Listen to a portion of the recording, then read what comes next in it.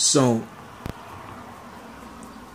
every once in a while, I, like many other instructors, will go and take a sample of something that I've taught that day and put it online.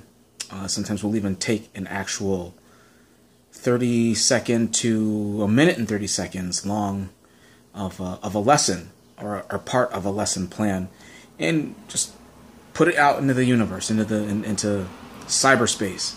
And we do that just to show people, all instructors, I mean, not just me, but we do it to, share something. Sometimes to let people know what we're doing, what we've got going on. And but it's not gospel. It's not the gospel. It's just stuff. It's just movements. And sometimes people, I don't know what people think when they see a technique put online. I don't believe that any instructor who showcases something, unless he specifically says it, goes and says, this is the move that you've got to do that's going to save your life. It's going to destroy your enemies. It's going to crush them into oblivion. I don't think any instructor does that or means that when he shares a technique. I think he literally is like, I got an idea. I've been working on some stuff. Check it out. Sometimes it's really good. And sometimes it's not so good, I'm sure that I've got stuff that people are like, oh, it's garbage. Thanks, I guess. But it's not, we're never saying you need to do this, and if you don't incorporate this technique or these movements into your training or into your fighting program, that you suck. All right, so you got to understand that. That's number one.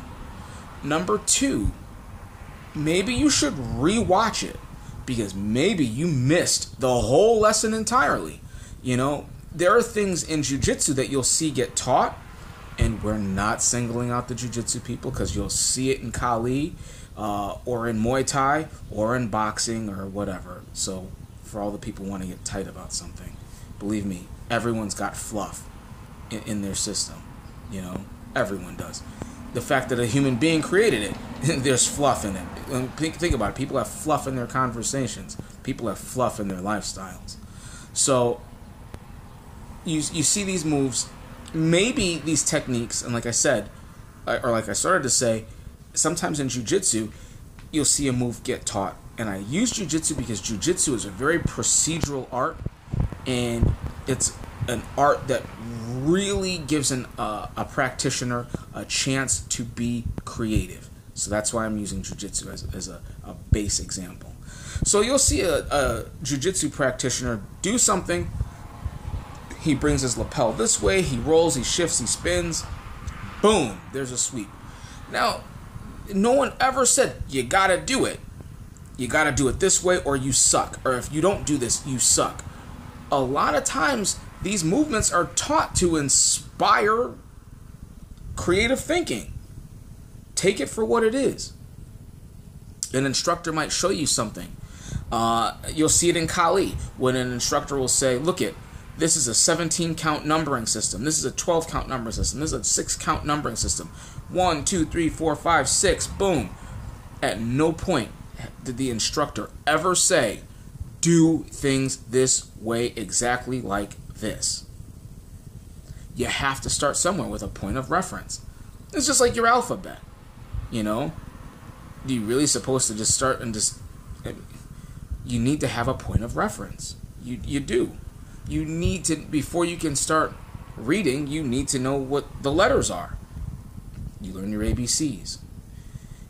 So keep in mind, whenever you see something being taught, maybe the move is your king's move or your queen's move, where it's like, this is the one that's going to put them away. Maybe the move that you just saw taught, you're like, you know what, this is fire, and I'm going to go and take everybody to school the next time I train.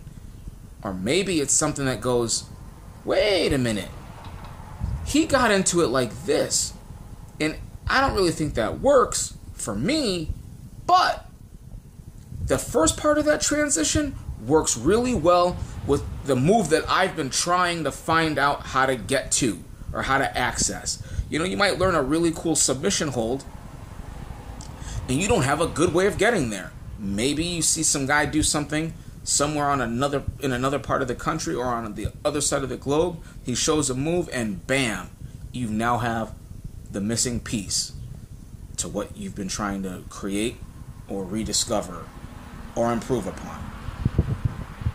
Go train.